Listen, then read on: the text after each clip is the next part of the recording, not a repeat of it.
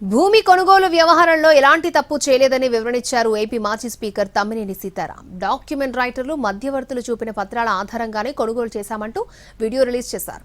Sub registrar కార్యాలయం పరిశీలించిన తర్వాతే రిజిస్ట్రేషన్ జరిగిందని చెప్పుకొచ్చారు.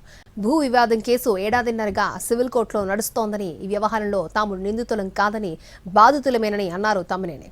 సివిల్ కేసు నడుస్తూ ఉండగానే క్రిమినల్ కేసు నమోదు చేయడం ఆశ్చర్యంగా ఉందన్న ఆయన దర్యాప్తునకు పూర్తిగా సహకరిస్తారన్నారు.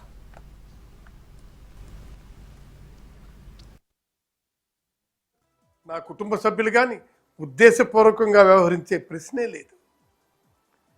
ప్రస్తుతం వివాదంలో ఉన్న స్థలాన్ని కొనుగోలు చేసే సమయంలో మేము ఎలాంటి అక్రమ మార్గాన్ని అనుసరించలేదు. మాకు భూమిని విక్రయిస్తామని చెప్పిన వ్యక్తుల ద్వారా డాక్యుమెంట్ రైటర్లు మధ్యవర్తులు చూపించిన పత్రాలను పరిశీలించిన తర్వాతనే కొనుగోలు ప్రక్రియ జరిగింది.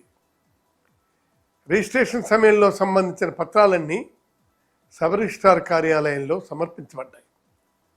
అక్కడ చట్ట ప్రకారం పరిశీలన జరిగిన తర్వాత రిజిస్ట్రేషన్ పూర్తయింది. ఆ సమయంలో ఎలాంటి అభ్యంతరాలు లేదా లోపాలు ఉన్నాయని మాకు తెలియజేయలేదు. ఆ తర్వాత భూమిపై వివాదం ఉందని, యాజమాన్యానికి సంబంధించి అభ్యంతరాలు ఉన్నాయని తెలిసింది. వెంటనే మేము చట్టబద్ధమైన మార్గాన్ని ఎంచుకున్నాం. ఈ అంశం ఇప్పటికే సివిల్ కోర్టు పరిధిలో ఉంది. గత ఏడాదిన్నరగా న్యాయ ప్రక్రియ కొనసాగుతుంది. మేము న్యాయ వ్యవస్థను ఆశ్రయించాం. చట్టంపై పూర్తి విశ్వాసంతో ముందుకు వెళ్తున్నాం. ఈ కేసుల గురించి ఎలాంటి దర్యాప్తు జరిగినా మేము పూర్తిగా సహకరిస్తాం. చట్టం ముందు హాజరవుతాం. అవసరమైన ప్రతి పత్రాన్ని సమర్పిస్తాం.